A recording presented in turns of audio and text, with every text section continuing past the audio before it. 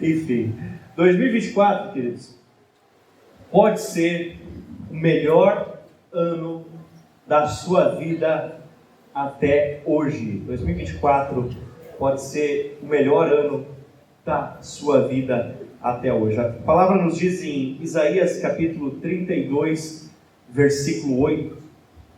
Pode passar o próximo, por gentileza? Isso. Mas o homem nobre faz planos nobres e graças a seus feitos nobres permanece firme. Sempre, ano a ano, a gente estabelece aquelas folhinhas onde você vai colocar seus propósitos para o ano. Você vai encontrar aonde a Bíblia fala sobre esse assunto. E talvez a gente até faça esse ano ainda. Mas antes disso, eu queria conversar com você e ajudar você a, de uma forma, a gente colocar primeiro as pedras grandes. Quais seriam essas pedras grandes? Primeira delas, pode passar o próximo. Deus, família, trabalho, pedras maiores. E existem vários jeitos de fazer essas listas, várias prioridades. Para aquilo que eu entendo que o Espírito Santo deseja ministrar sobre nós hoje, eu acredito que Ele deseja nos ensinar a colocar primeiro essas pedras, depois as outras. Pastor, que história é essa de pedra? Não sei se você já passou por aquela dinâmica, talvez na tua escola, no teu trabalho, onde eles trazem água, areia, pedras pequenas, pedras grandes e um balde, uma bacia, e você tem que colocar tudo dentro. E se você começa colocando primeiro a água, depois a areia, depois a pedra pequena, a pedra grande fica com a cabeça para fora do balde, viu? Quem é que já viu essa experiência aí? Agora, se você coloca primeiro as pedras grandes dentro do balde, e depois as pequenas se encaixam no espaço que sobrou. Pastor, não estou entendendo nada. É que nem botar batata doce assar na air fry. Você começa botando as batatas grandes, depois você vai botando as batatas menores. E aí depois que você botou a pedra grande, a pedra miúda, você bota areia e ainda sobra espacinho para você completar com água. E na nossa vida nós precisamos entender quais são as pedras grandes. E a primeira, maior pedra, ou seja, a primeira coisa que vai ocupar mais espaço, mais energia, mais dedicação de você, precisa obrigatoriamente ser Deus. Deus. A Bíblia nos diz em Marcos 12, 30. Ame o Senhor, seu Deus, de todo o seu coração, de toda a sua alma, de todo o seu entendimento e com todas as suas forças. Essa precisa ser a primeira grande pedra da sua vida. Você está entendendo no que eu estou falando de pedra, né? De prioridade. Essa tem que ser a grande pedra da sua vida. Deus e tudo que envolve diretamente Deus. Isso precisa ocupar o primeiro lugar. Para que 2024 de fato seja um ano diferente. Vai precisar de um posicionamento diferente da sua parte, de atitudes diferentes da sua parte. E a maneira como geralmente eu preparo as mensagens é escrevendo. Eu pego e escrevo longos textos, às vezes de dezenas de páginas, para trazer para vocês. Você já entrou lá no missões.org, você já deve ter visto. Mas dessa vez o senhor tive a impressão que Deus pediu a mim que só fizesse o slide e não escrevesse o texto. E através disso falasse um pouco também daquilo que isso representa dentro da minha vida. Vamos lá. A primeira coisa que se refere em relação a Deus é oração. Oração precisa necessariamente ser algo que tem prioridade na sua vida. Pastor, mas eu não tenho tempo para orar. Joga a sua agenda no lixo então. E se você não tem tempo para orar, você está fazendo tudo errado. Se você não tem tempo para orar, o que é a coisa mais importante da sua vida, você está deixando de lado. A oração. E oração nem sempre ela é necessariamente que você vai, como ali diz, né, entrar num lugar secreto, dedicar um tempo. Muitas vezes ela é assim. Mas a Bíblia também nos chama a orar sem cessar. A Bíblia também nos chama a orar em todo o tempo. A nossa vida precisa ser uma conexão constante com Deus. Amém? Então, eu não quero que você se sinta culpado quando eu estou dizendo que tem que ter oração. Porque você precisa desenvolver o hábito de a todo instante, de a todo momento, estar vivendo em oração. Quando você está lá na frente do seu streaming favorito, escolhendo o filme que vai assistir com a sua família, você precisa estar em oração. Pastor, em oração para ver Netflix? Claro. Você nem sabe o que tem ali. Olha, vou falar um negócio, talvez vai ser escandaloso. Mas quando você está perto de um momento muito importante para o seu cônjuge, lá no quarto, a portas fechadas, você ora antes disso. Isso é um pensamento. Tem gente que diz que não faz. Eu faço, eu oro. Eu estou orando, Senhor, vamos lá, me ajuda aí. Eu oro mesmo. Dá graça aí, Senhor, vamos lá. E depois eu agradeço. Senhor, muito obrigado. Glória a Deus. Aleluia. Ei, vida boa. Sim. Porque eu entendo que tudo que eu vivo, tudo que eu faço é para a glória de Deus. Você vai fazer uma compra, ora no teu pensamento. Às vezes, sério mesmo, aqui, às vezes eu venho aqui para o prédio da igreja orar, buscar que tem o Andreas ali do lado, daí se bate uma fome, qualquer coisa, para dar um pulinho ali, né?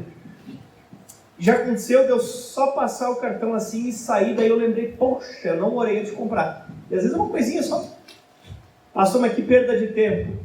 Por quê? Porque às vezes você está lá na fila do caixa do mercado e você está cantando uma música que não tem nada a ver com Deus, tem a ver com outras coisas esquisitas, que está tocando às vezes até lá, você podia estar orando. Entendeu? Vai fazer um serviço, está trabalhando, Senhor, me ajuda a polir direito esse carro, me ajuda a limpar direito essa casa, me ajuda a fazer isso aqui do jeito certo, a ajudar esse cliente. Entende? Orando, orar sem cessar, orar em todo o tempo. Isso não substitui você ter um tempo de oração. Mas, meu irmão, isso é tão bom. Porque a ideia de você colocar Deus em primeiro lugar e, através de Deus, a oração como uma coisa prioritária na sua vida, é você se tornar um amigo de Deus. É muito comum as pessoas chegarem e perguntar, pastor, mas como saber se é Deus mesmo que está falando comigo? Te ajuda muito se você tiver intimidade com Ele. Às vezes, eu estou num lugar com muita gente, eu escuto ou uma voz feminina ou uma voz infantil, e eu já, olha a taça, olha o jogo. Por quê? Porque a gente tem que ter convivência, intimidade. Ah, será que foi Deus que falou? Vai ficar cada dia mais fácil, de acordo com que você aumentar o seu relacionamento com Ele no dia a dia. Amém? Conversar com Ele. Às vezes eu estou dirigindo, tem várias opções para ir para casa. Senhor, qual o Senhor quer que eu vá agora? Por onde o Senhor quer? E às vezes acontece cada coisa maluca que você não tem ideia.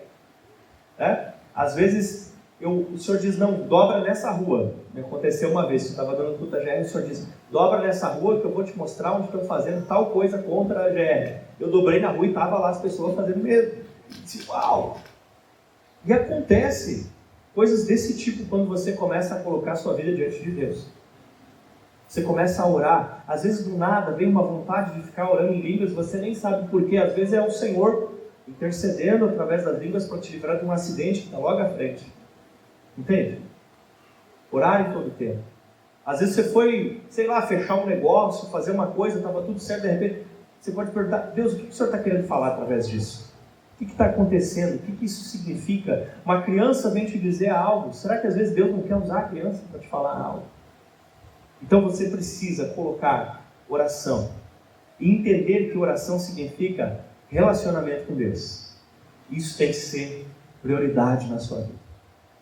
Se oração não for, porque tem gente que às vezes pensa que igreja é tipo um sorrisal. A pessoa está lá um pouquinho disposta do estômago, ela está um pouquinho de dor de cabeça, então ela coloca o sorrisal na água, ele ferve, ela toma, e o sorrisal deu certo se você melhorou do estômago e da cabeça. Sorrisal. E às vezes tem pessoas que pensam que igreja é uma fórmula que funciona da seguinte maneira: minha vida está ferrada, eu vou ir no culto e se eu não funcionar, a igreja está com problema. E não é assim que funciona. Não é assim que funciona. Porque igreja e Deus não são produtos. Jesus é uma pessoa com quem você precisa desenvolver um relacionamento. Mas Ele também é um Deus a quem você precisa prestar adoração. E um rei do qual você tem que ter reverência. Amém? Então, é necessário estabelecer essa conexão com Ele e começar a andar com Ele. Começar a caminhar junto com Ele. E muda, tudo muda. Mas mesmo que não mudasse, você ainda tinha que ser agradecido, porque você teve a honra de caminhar com Ele. Você teve o privilégio de andar com Ele. Está dando para entender? Melhora? Claro que melhora. Mas mesmo que não melhorasse, você tem que dar glória a Deus pelo privilégio de andar com Ele. Esses dias eu estava lendo a Bíblia infantil com meu filho e aparecia Paulo e Silas todo arrebentado na cadeia, né, preso, acorrentado. E o Josias disse: pai, lê direitinho como está aí. Mas filho, eu já li como está aqui. Mas pai, por que eles estavam felizes se eles apanharam? Eu disse: não, filho, é que eles acharam muito legal que Jesus tinha apanhado para salvar a gente, e agora eles apanharam para ajudar a salvar outros. E ele disse: não, pai, está errado. Porque andar com Cristo é um grande privilégio, mesmo quando a gente apanha. Pegou? A questão é essa. Quando Deus olha para Abraão, Ele disse assim: eu sou o teu grandiosíssimo galardão. Qual era a recompensa de Abraão sair da sua terra e ir para uma terra que Deus ia mostrar? Andar com Deus. A recompensa não é a coisa que vem, é aquele que dá. Essa é a verdadeira recompensa.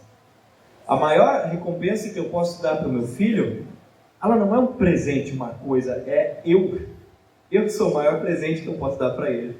A minha atenção, meu carinho. Então essa é a questão. A oração precisa ocupar o primeiro lugar, porque é a sua relação, a sua conversa com Deus, a sua rotina com Deus. Por favor, durante essa semana, comece a praticar isso. Sabe, se vocês não praticarem isso, a oração em todo o tempo, eu vou ficar muito frustrado. Eu vou me sentir um caco do pastor. Assim, mas olha, pensa um pastor ruim que a igreja não consegue orar. Você consegue entender isso? Você me ama? Se você me ama, por favor, ore em todo o tempo. Então, como é que eu vou chegar diante de Deus e o Senhor vai perguntar: Cid, como é que foi aquele tempo que pastoreou a Fonte Church de Caxias do Sul? Ah, estava bem legal, né, Senhor? Não, estava legal, os caras nem falavam comigo. Eles tinham uma dúvida antes deles orar e ler a Bíblia, já na hora ligavam, ou para ti, ou para o discipulador, nem falavam comigo. Eu disse: Senhor, desculpa. Já pensou que vergonha? Não. Converse com Deus. Converse com Deus. Diga para a pessoa agora: converse com Deus. Diga para o outro lado: seja amigo de Deus. Amém? Vamos lá. Bíblia. Pastor, mas isso é um negócio meio antigo. Meu irmão, a Bíblia existe e vai continuar existindo e estará existindo por toda a eternidade. Não, pastor, lá no céu não vai ter Bíblia. Quem disse que não vai ter Bíblia no céu? O que diz lá em João capítulo 1? O princípio era o Verbo, e o Verbo se fez carne e habitou entre nós. Jesus é a expressão da palavra de Deus. Então Jesus vai estar no céu. A Bíblia é uma expressão de Cristo, é a manifestação de Cristo de forma escrita. Cara, a Bíblia é o mapa do céu. A Bíblia é a transformação da sua vida. A Bíblia é o manual do crente viver. A Bíblia tem todos os princípios que a gente precisa. Meu irmão, se você ler a Bíblia como eu já li, você vai se apaixonar por ela como eu me apaixonei. Meu irmão, meu Deus, eu estou com vontade de chorar de emoção, de lembrar como é poderosa a palavra de Deus, como é linda a palavra de Deus. E aí você diz que ama Jesus e não lê a carta de amor que Ele deixou para você. Mas que amor é esse que você tem? Pastor, mas eu não sei ler. Tem Bíblia em áudio. Mas eu não tenho tempo. Então Então você já andou colocando umas pedras pequenas a mais nessa bacia. E se você não tem tempo para ler a carta de amor que o seu amado lhe enviou, está precisando dar uma calibrada nas prioridades da sua vida. Pastor, mas a Bíblia em áudio serve? Ajuda um monte. Pode usar, tá? Tranquilo. Ajuda um monte. Mas se eu olhar só a série e não ler a Bíblia, tá bom? Tá bom não. E série é um tipo de novela. Tem coisas ali que eles colocam para fazer o arranjo. Ajuda a visualizar. Mas não é igual a Bíblia. Não sei mais o que eu faço da minha vida nessa situação. O que a Bíblia diz sobre essa situação? Não sei, pastor. Pois então, meu filho. Né? Você tem um problema? O que a Bíblia diz sobre esse assunto? Pratique o que a Bíblia fala sobre esse assunto. Mas eu não sei o que ela fala. Vai atrás, meu querido. A Bíblia diz, não sejais indolentes. O que é indolente? Preguiçoso. Não seja preguiçoso. Ah, mas no site tal de quem? Quem fez o site? Porque tem site que eu caí nessa uma vez já até. Site tão bonitinho, falava de Jesus e coisa e tal. E eu acho que foi o Espírito Santo que falou no meu coração. Tinha coisa errada, eu fui ver, era de uma seita o site. Que está na moda agora, seitas, falar de Jesus, para ver se pesca você. E às vezes você está lendo o site do fulano, do ciclano, do beltrano, e que... Entende? Então, você precisa de Bíblia. Não tem como ser um cristão que vai morar no céu sem oração, sem Bíblia, meu irmão. Isso é o básico, isso é o beabá. De novo falar disso, eu posso parar de falar se eu souber que vocês tudo estão praticando. Oração e Bíblia. É por isso que a gente vive. Quando você tem um Senhor, você vive pelas palavras do teu Senhor. Um dono da sua vida. Um Senhor sobre a sua vida. Alguém que governa a sua vida. Alguém que manda na sua vida. Eu tenho alguém que é isso para mim. Deus. Então eu vivo pelas palavras dele. O verdadeiro discípulo de Cristo vive pelas palavras de Cristo. Senhor, eu já lancei a rede tantas vezes sobre esse lado e não peguei nada. Mas porque és tu que está falando, eu vou lançar. Porque quando a palavra de Cristo é prenúncio de milagre. Mas para isso você precisa... Pastor, como eu vou saber se Deus está falando comigo? De novo a pergunta de antes. Porque... ele fala de acordo com o que ele escreveu. Ele não se contradiz. Nunca o Espírito Santo vai ministrar ao teu coração algo que vai contrariar o que ele já escreveu na Bíblia. Mas se você não conhece a Bíblia, pode outro alguém soprar no seu ouvido e tentar te enganar, porque você não conhece a palavra. Se nós queremos ser uma igreja verdadeiramente pentecostal, no sentido bíblico, que se move em profecias, em curas, em milagres, como a gente vai poder separar que é de fato uma profecia da parte de Deus ou da parte da carne? Conhecendo a Bíblia. Nenhuma profecia da parte de Deus vai vir contrariando a Escritura. Mas se nós formos preguiçosos e que não lê Bíblia, nós vamos ser levados por todo o vento de doutrina. Surge uma coisa nova no YouTube, a gente vai para cá. Surge uma coisa nova no YouTube, a gente vai para lá. Porque não conhece Bíblia, voa sobre todo o vento de doutrina. Quem é que vai ler a palavra de Deus esse ano? Aleluia! Glória a Deus. Eu tento ler e reler e decorar, e leio em outra versão, e leio em outra versão, e faço coleção de Bíblia. Daí eu pego aquelas que eu gosto mais, dou de presente para alguém, e bora lá, meu irmão, bora lá. Pastor, mas como é que eu vou dar de presente para alguém, porque eu só tenho digital? Então vai comprar uma de papel também, meu querido. Tá? Para quê, pastor? Estão dizendo que em 2024 vai ter uma tal de chuva solar que vai deixar a gente tudo sem internet. Se isso vai acontecer ou não, só Deus sabe. E se acontecer, só tem Bíblia de celular? E se faltar luz? Tem uma Bíblia de papel, meu irmão? Pode usar do celular? Pode, tranquilo. Mas tem uma de papel também. Pastor, mas é cara. Olha, vamos fazer um trato? Se você me provar que você realmente não tem dinheiro para comprar uma Bíblia, vem para mim que eu te dou uma. Mas não me sai na segunda-feira comendo X aí fora e me dizendo que não tem dinheiro para comprar uma Bíblia. Se tu não tem, tá numa condição difícil, a gente come nem que a igreja compra, nem que a gente... Carol não tá aqui, não. Nem que a gente fala esse bem para Jenkins. Ou então vai você e compra. Mas tem uma Bíblia. Risque a Bíblia. Marque a Bíblia. Sabe, querido? Pegue ela, abrace ela, converse com ela.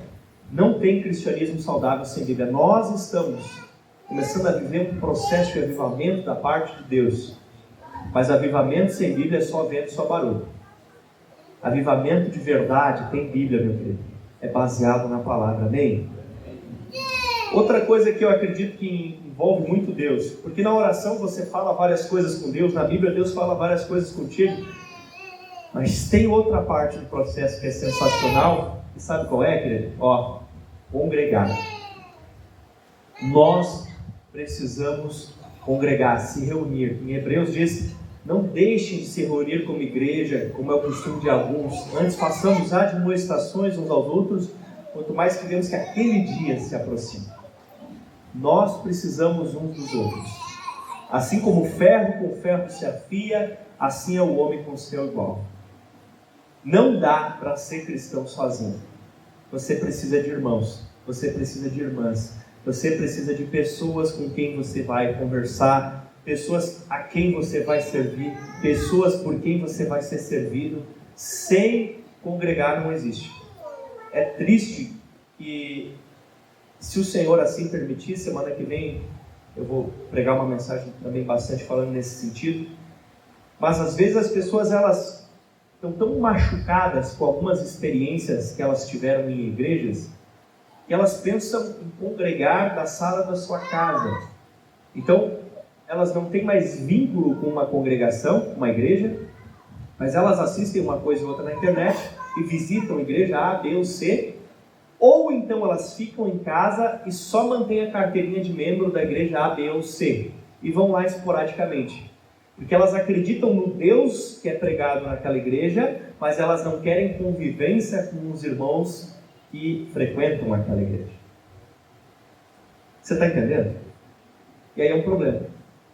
Certa vez eu li um livro, e esse livro ele tinha capa verde, não lembro o nome do livro, mas ele falava assim que o congregar nos dá o privilégio de conviver com o irmão lixa que tira nossas arestas, o irmão machado, e, enfim, aí ele vai citando o irmão plaina, que Deus usa esse conviver para trabalhar em nós e nos transformar mais ainda.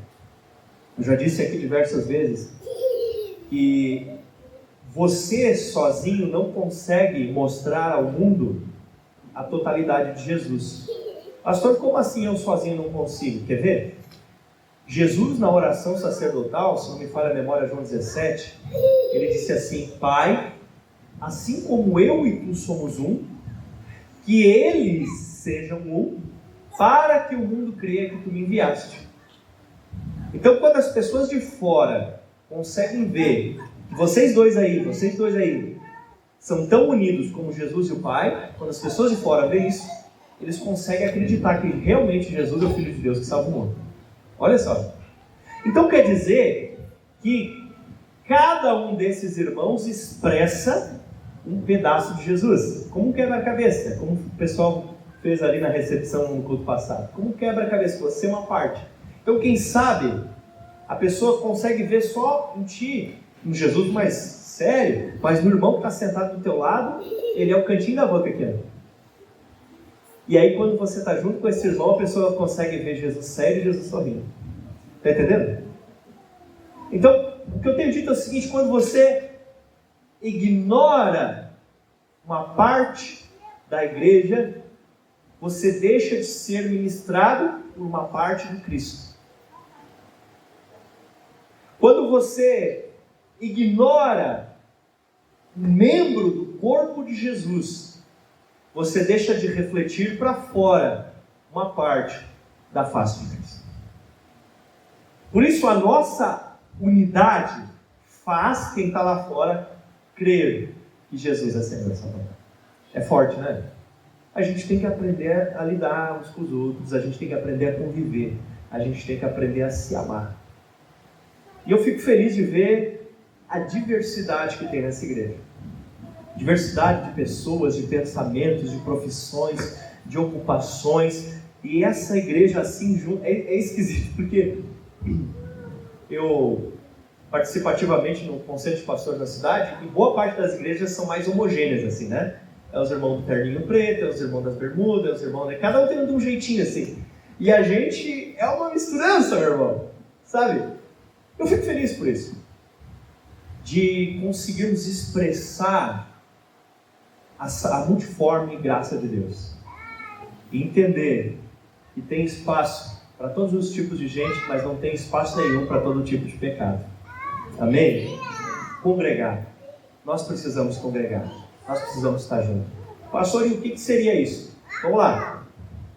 Cara, se você está numa época da tua vida, realmente assim, você está, sei lá, estudando, trabalhando, nasceu o terceiro filho, está aquela loucura, abrindo uma empresa, tudo ao mesmo tempo, está naquele negócio. Se você conseguir estar uma vez, pelo menos, por semana na igreja, glória a Deus por você conseguir isso. Glória a Deus, glória a Deus. Mas se você conseguir menos que isso, é difícil. Cara, pastor, mas o que você acha que ia ser assim bem legal eu conseguir? A gente fica bem feliz quando a pessoa consegue de alguma forma umas 3 vezes. Pastor, como assim é demais? Não, você vai no culto, na célula, no discipulado. Que maravilha, é? Mas se não é possível, pelo menos vai no culto, pelo menos vai na célula, pelo menos vai no culto, na célula, mas de alguma forma esteja junto dos seus irmãos. Esteja junto dos seus irmãos. Desde a adolescência, escuta uma comparação que fala das brasas da churrasqueira. E se você tira uma para o lado e deixa ela em outro ambiente, ela apaga mais rápido do que aquelas que estão lá dentro. Nós precisamos uns dos outros. Em certo sentido, não estou falando por força maior, mas quando a gente acha que não precisa congregar, certo sentido é orgulho da nossa parte. Porque nós estamos achando que nos bastamos, que conseguimos por nós mesmos. E o texto de Hebreus fala, façamos a admoestação uns aos outros, quer dizer que a gente tem que dar uma cobradinha um no outro, de estar junto, de se reunir. Pastor, mas eu não tenho tempo para estar no culto, então você está fazendo, ou no culto, ou na célula, enfim, né, pelo menos uma vez na semana, e de repente você não consegue estar domingo no culto, mas consegue estar numa quinta na célula. Tem célula, acho que só segunda-feira não tem nada da igreja, os outros não tem discipulado, a galera marca bastante discipulado. Todos os dias da semana tem alguma coisa, né? Todos os dias da semana tem alguma coisa. Se você disser assim, pastor, não tem nada para mim fazer, todo dia tem alguma coisa, ou é discipulado, ou é célula, ou é culto, mas todo dia tem alguma coisa, para que você possa entender aonde é o seu lugar, se dedicar, se investir nisso e viver uma vida para a glória de Deus. Amém? Então esteja com os irmãos. Pastor, que negócio é esse que você colocou dízimo no mesmo quadrinho que você colocou Deus? Vou te explicar. A gente tem anunciado isso, você pode ver no canal do YouTube da igreja, no meu canal do YouTube, no Missões.org. E essa semana eu mandei uma mensagem que resume tudo isso. Do pastor Leandro Barreto, coloquei nas redes, que resume tudo isso que a gente tem tentado ensinar, transmitir. E a gente fala, e lá ele também fala sobre isso. E essa primeira menção acontece lá quando Abraão chega para Melquisedeque, que ali era Cristo, que ele entrega pão e vinho. Aliás, Melquisedeque traz pão e vinho e Abraão entrega o dízimo. E aquela aliança estabelecida, ela já tinha a ceia e o dízimo. O dízimo, ele está muito mais relacionado a entender a prioridade de Cristo sobre nossas vidas. Ele é o nosso Redentor, Ele que nos remiu. Então eu quero fazer isso para a honra e glória dele. Vai ficar alguém ali com um caderninho cuidando quem dá o dízimo? Não. Não. A maioria de vocês, eu nem vou saber se dá o dízimo ou não. Talvez não conheço vocês, não sei, não. Por quê? Porque a gente só, entre aspas, exige de colocar o nomezinho lá no envelope os líderes de célula para cima. Por quê? Porque a pessoa está envolvida no ministério. Mas a maioria de vocês, se colocar ali sem envelopinho, a gente nem vai saber necessariamente que foi você. Porque é uma coisa muito entre você e Deus. Mas o meu papel é ensinar você o que a Bíblia ensina e o que é certo e o que é errado. e de todos os anos estudando a Bíblia, orando e buscando, para mim está muito claro que ser um dizimista fiel é um princípio bíblico. Pastor, mas eu não concordo, não entendo. Como eu disse, meu papel aqui é lhe ensinar. Se você vai colocar isso em prática entre você e Deus, eu não preciso fiscalizar a sua vida, amém? Agora, se você não assistiu a mensagem que eu coloquei lá no grupo das redes, por favor assista, é muito legal. Ele fala assim sobre dízimo, fala assim sobre oferta, mas também fala sobre trabalhar. Baixar a cabeça e trabalhar é muito legal. Se você tem dúvida, você se sente ofendido por alguma coisa que nós falamos em relação a isso, vem conversar comigo. Ou conversa com algum dos nossos pastores, o pastor da sua rede. Bem tranquilo, meu irmão. A gente não vai te excluir da igreja, a gente não vai te excomungar, a gente não vai falar mal de você, a gente te respeita. Todos os princípios da Bíblia que nós ensinamos aqui, nós ensinamos, cabe a pessoa dela entender se ela quer viver o que Jesus ensina ou se ela não quer viver o que Jesus ensina. Amém? Então, bem tranquilo em relação a isso. E por que envolve também Deus evangelizar? Meu irmão, se você, eu já disse isso várias vezes, se você descobrir a cura do câncer e guardar numa caixinha em casa, 10 anos depois alguém descobrir que você tinha e não contou para ninguém, mas você vai tomar uma sova. A galera vai fazer, olha, vai te linchar em público. Por quê? Porque você tem que compartilhar isso em público. Porque você descobriu salvação. E você descobriu salvação. Você descobriu como as pessoas podem sair de uma condenação eterna para a vida eterna. De pessoas condenadas ao inferno a pessoas que têm um propósito eterno, que vão viver para sempre. Amém? Então, evangelizar tem que ser algo do teu dia a dia, do teu normal. Eu vejo às vezes o meu filho fazendo isso já, eu fico tão feliz do jeitinho dele falando, dizendo, né? Ah, tu tem Bíblia, tu vai na igreja, o jeitinho dele, ele tentando fazer isso. Como que você ama alguém acima de tudo e de todos e consegue esconder isso dos outros? Hã? Eu não consigo esconder de ninguém que eu amo a Tássia. Às vezes eu me pego que nem um bobo assim, né? Tipo, tá alguém falando comigo, eu tô lá olhando pra ela assim, vendo o jeito que ela fala, que ela fico, né? Eu não consigo esconder que eu amo ela. Não tem. Só que, como é que eu vou esconder que eu amo Jesus, que é um amor maior? Entende?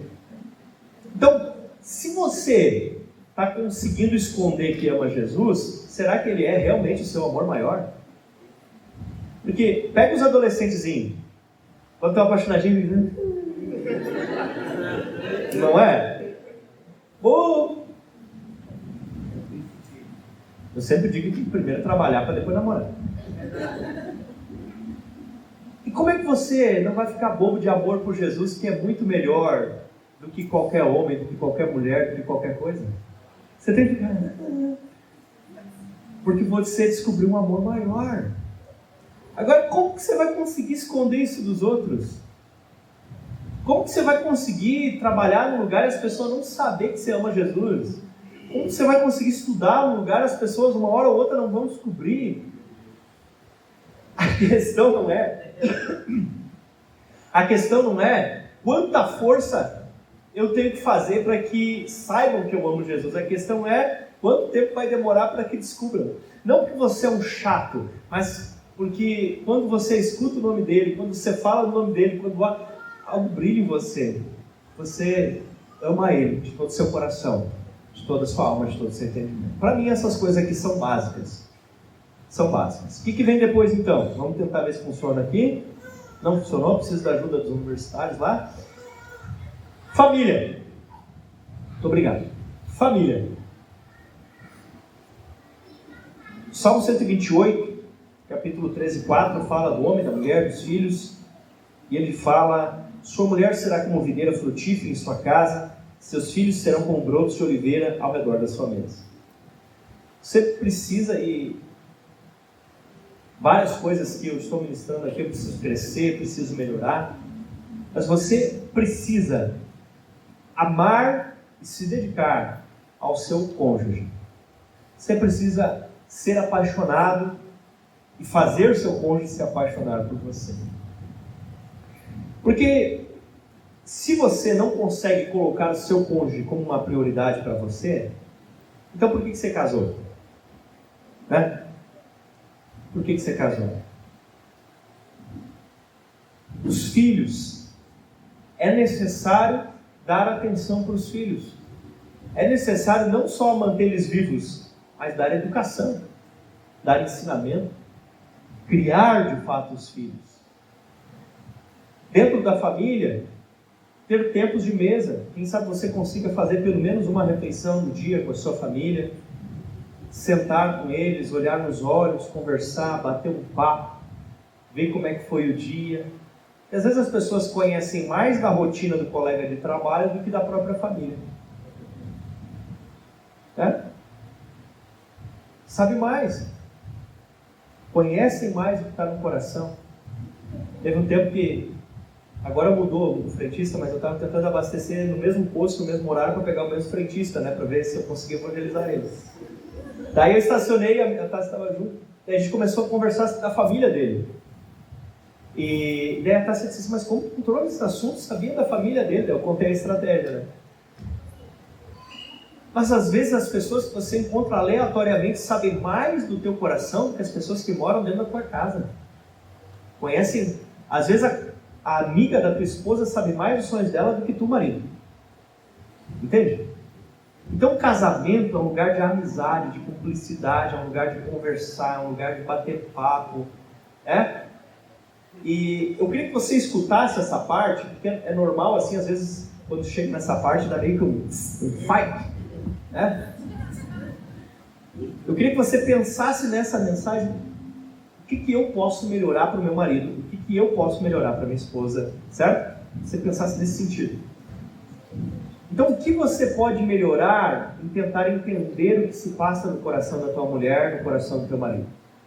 O que você pode melhorar em passar essa visão para ela, abrir o seu coração, ter essa intimidade? Como pode melhorar? Às vezes não consegue sozinho. Às vezes você vai precisar procurar algum outro irmão em Cristo para te ajudar nesse processo. E a gente tem célula, a gente tem discipulado, onde você vai encontrar pessoas com quem você vai poder conversar sobre essas coisas. Porque eu vou te dizer bem sinceramente, 2 frases, não dá glória a Deus na primeira, antes de eu ver a segunda. Casamento é uma das melhores coisas que existe na face da terra, mas também é uma das coisas mais difíceis. Quando você coloca num aparelho de tomografia um homem e uma mulher, até o jeito que eles pensam é diferente na máquina. Como dizia o falecido Enéas, se você colocar no microscópio uma célula de um homem e uma célula de mulher, na célula de mulher vai estar escrito mulher, na de homem vai estar escrito um homem. Isso a nível celular. Cada célula está escrito homem ou está escrito mulher.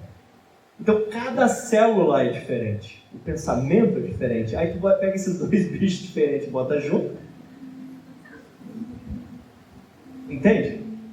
Mas é maravilhoso. É maravilhoso. Porque aí, eu coloquei até uma plantinha ali, né?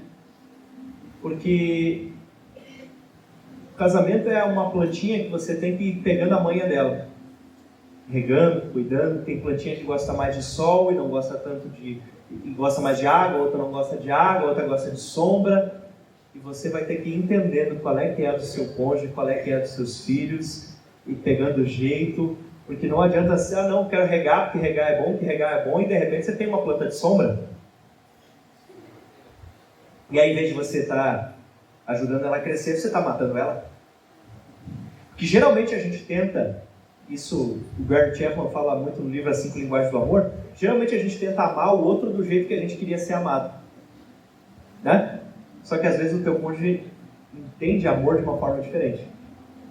Talvez você gosta de amar dando presente, mas teu cônjuge se sente amado quando você abraça. Aí você dá presente, mas não abraça, ele acha que você não ama.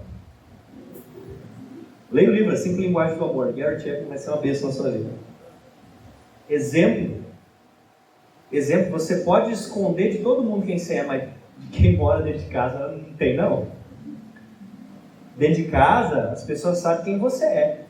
A tua mulher sabe quem tu é. Teu marido sabe quem tu é. Teu pai sabe quem tu é. Tua mãe sabe. Quem mora dentro da tua casa sabe quem você é de verdade.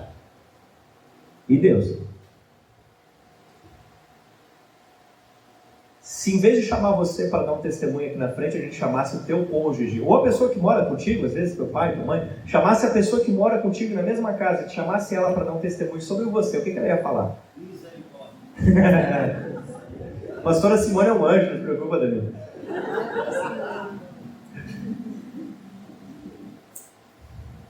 O que essa pessoa falaria se a gente chamasse o teu filho para falar sobre você aqui? É bravo, né, às vezes? Dentro de casa, me perguntaram ontem, né, sobre proteger o coração, discipulado, essas coisas, e eu disse assim, sinceramente, as pessoas que mais assim me ajuda é a minha esposa. Porque tanto a gente passa a lima um no outro, né, como também a gente passa a pomada. A gente tanto faz a ferida de amor, como também traz a cura. A gente tem essa liberdade de tratar um ao outro. Então, casa é um lugar de exemplo. Pergunta para a pessoa que mora contigo se você está bem crente, se você está vivendo seu primeiro amor. Dá uma perguntadinha lá na tua casa como é que tá essas coisas. Saúde. Faz parte você cuidar da sua saúde. Eu não estou falando você virar um fisiculturista necessariamente, a não sei que seja a sua profissão, mas cuidar da saúde. Cuidar da saúde. Você precisa de uma alimentação adequada, de uma movimentação adequada, e essa carcaça aqui a gente usa para pregar, meu irmão. E se a carcaça quebra antes da hora, não consegue pregar onde precisa. O veículo tem que chegar ao lugar de destino. Você precisa desse corpo para dar glória a Deus, você precisa desse corpo para abençoar a vida do seu cônjuge, você precisa desse corpo para criar seus filhos, você precisa desse corpo para trabalhar, então você tem que ter um nível adequado de saúde, amém? Até coisas que parecem certas, em excesso se tornam pecado. Excesso de alimentação, excesso de bebida, excesso disso, se torna pecado. Então, cuide da sua saúde para a glória de Deus. Administre as suas finanças de uma forma que abençoe a sua família e dê glória a Deus. Pense nisso. Organize de uma forma que não deixe a sua família desprotegida, desprivilegiada, para a glória de Deus. A sua educação é um investimento em família. Próximo, botamos pedras bem grandes. Qual é a próxima? Seu trabalho. Seu trabalho é algo muito importante. Aí eu até digo assim, eu coloquei aqui, ó. O que está escrito aqui? Ministério. Pastor, você colocou no lugar errado a palavra ministério. Não, é aí mesmo. Entenda que 8 horas do seu dia você passa dormindo. E mais ou menos 8 horas por dia você passa trabalhando. Alguns até bem mais que isso. Se o seu trabalho não der glória a Deus, quando você vai conseguir dar glória a Deus? Você entendeu? Porque das horas ocupáveis do dia, metade pelo menos você passa trabalhando. E se está estudando ainda, mais tempo ainda fora. Então, você precisa usar o seu trabalho como um lugar para exercer seu ministério. Porque olha só que legal, está escrito aqui trabalho, aqui está escrito ministério. Sabe o que significa ministério? Serviço. O teu trabalho precisa ser um lugar para a glória de Deus. Eu já disse isso, vou repetir. Qual a linguagem que você vai usar no seu trabalho? A linguagem que você conversa aqui dentro da igreja com os irmãos. Pastor, mas aqui eu só falo assim, santo, aleluia, voz. Então melhora, porque está esquisito isso aí. Mas lá no trabalho fala XYW. Não. Se você não pode pronunciar algo aqui dentro, você não pode pronunciar lá no trabalho também, porque você é a mesma pessoa que trabalha e que congrega. Certo? Você tem que ser a mesma pessoa. O seu ambiente de trabalho tem que ser usado para a glória de Deus. Porque tem muita gente lá onde tu trabalha que eu nunca vou ver na minha vida. E talvez o único ponto de contato que ela tem, a única oportunidade que ela tem para ser salva é você. E vai ser através de você que ela vai conhecer Jesus. Mas se o teu testemunho lá no teu trabalho é de pilantra, é de vagabundo, é de escorado, como é que essa pessoa vai se converter? Se você é sempre aquele que solta antes do serviço, que faz de conta que vai no banheiro para ficar mexendo no Instagram, eu não botei câmera não, tá, gente? É que eu sei que, infelizmente, a população hoje em dia faz. Você crê e não faz, né? E de alguma forma né, mete atestado para poder ir passear, diz que está doente e vai no shopping. Isso é pilantragem que não é coisa de crente. Você precisa usar o seu trabalho para dar glória a Deus. Eles precisam olhar para você lá dentro e ver que você é alguém honesto, trabalhador, íntegro, gente boa. Alguém bacana lá dentro. Amém? Não um atribulado. Que as pessoas dizem assim, ó, esse aí diz que é crente, mas ó, o seu trabalho precisa ser um lugar de ministério. O seu trabalho também precisa ser um lugar de sustento, que vai trazer bênção para a sua vida, vai trazer bênção para a sua casa, mas também é o lugar de onde vem a sua semeadura. Como você ajuda os outros? Como você investe na igreja? Através do seu trabalho. Então você acha que Deus quer que você se dê mal no seu trabalho? Ao contrário. Pastor, mas trabalho é uma praga porque o Adão pecou. Quem disse? Diz Deus colocou o homem no jardim para cultivá-lo e cuidar dele. Deus queria que o Adão trabalhasse. Depois a terra produziu cardos e abrolhos, espinho, dificuldade. O trabalho se tornou pesaroso. Isso foi o castigo. Vai trabalhar, tanto que Jesus disse assim, eu trabalho até hoje e meu pai também trabalha. Entendeu? Deus trabalha, Jesus trabalha e a gente tem que trabalhar também. Eu já expliquei, falo de novo. Tem só um lugar na Bíblia que nos permite não trabalhar. A Bíblia diz assim, aquele que não trabalha que também não coma. Então, se você não come, você tem autorização bíblica para não trabalhar. Olha isso. Lá é o nosso lugar também de aperfeiçoamento e lá é o nosso lugar de testemunho. Falei de você perguntar para a família? Experimenta perguntar na empresa. E se eu chamar o teu colega de esteira para vir aqui, sabe, que trabalha na linha de produção com você, eu chamar ele aqui para falar sobre você, vamos aqui saber se o irmão fulano é bem crente mesmo, conta como ele é lá no serviço. Você ia ser humilhado ou Deus ia ganhar agora? Quem é você no serviço? Ou vamos fazer assim, vamos fazer diferente, vamos chamar um cliente seu. Queria que você desse um testemunho sobre fulano de tal, nosso irmão daqui da igreja, eu sei que você é cliente dele. Era osso ou era benção? Um fornecedor teu. Enfim. Por quê? Porque nós precisamos entender que ser igreja é ser igreja além das quatro paredes. Né? É ser igreja além das quatro paredes. É ir além, é transcender, é entendermos que todas as coisas que nós vivemos e fazemos, elas precisam ser para a glória de Deus, amém? Ok, está colocando Deus em primeiro lugar? Glória a Deus. Está colocando a família agora? Glória a Deus. Está trabalhando direitinho? Glória a Deus. Está fazendo essas três coisas? Essas são as pedras grandes. Está tudo certo? Beleza? Ok. Então começamos a colocar coisas um pouco menores a seguir. O que nós vamos colocar aqui? Ministério. Eu não sabia que palavra usar, eu coloquei aqui ministério. Mas, por exemplo, você pode se tornar um líder de célula. Pastor, mas agora então eu vou me demitir do meu emprego para ser líder de célula. Calma. Como é que você vai se sustentar? Calma. Ah, mas eu não tenho mais tempo para minha família porque agora eu sou um líder de célula. Calma. Primeiro as pedras grandes. Entendeu? Irmão, diz aqui em 1 Coríntios 12, 29. São todos apóstolos? São todos profetas? São todos mestres? Têm todos dons de realizar milagres? A real é que nem todo mundo vai ser líder de célula. Nem todo mundo vai estar na GR Kids, nem todo mundo vai estar na Além da Música, nem todo mundo vai ajudar na GR diretamente. Porque existe uma diversidade de dons e diversidade de chamado. Amém? Então foque em colocar Deus em primeiro lugar, orando, estudando a Bíblia, congregando, aquilo tudo que a gente viu. Foque em cuidar bem da sua família, foque em ser um trabalhador dedicado. E aí depois que você organizar essa parte, aí começa por essa, aí vai organizar essa daqui. Organizou bonitinho, Deus, família, trabalho, então quem sabe você pode agora ajudar também. Lá na GR Kids, na GR, no Além da Música, quem sabe você pode se envolver com outras coisas tantas que existem aí na igreja. Quem sabe agora você pode se dedicar a fazer cursos, a ir em conferências, a ir em retiros e tantas outras coisas que a igreja oferece. Está entendendo? Não é que as coisas não são importantes, elas são muito importantes, mas você precisa começar organizando as mais importantes. Organize a sua relação com Deus.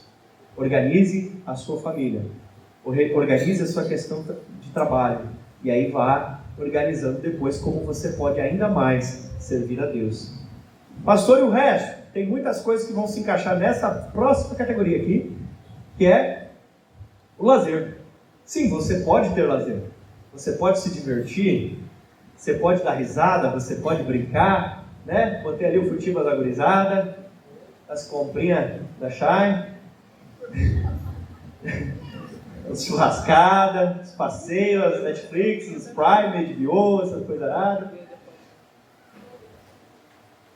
Você também pode partir para essas outras coisas, beleza, vai.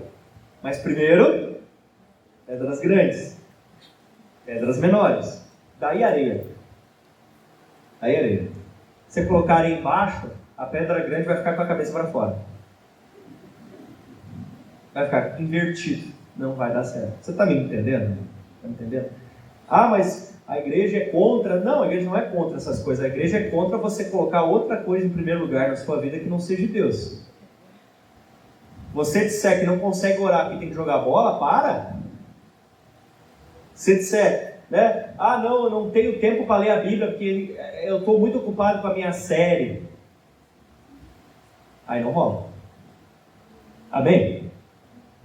Essas coisas podem existir na sua vida, mas elas não são prioridade. A Bíblia diz em Eclesiastes 2:24: não há nada melhor para o ser humano do que comer, beber e fazer com que sua alma desfrute do que conseguiu do seu trabalho.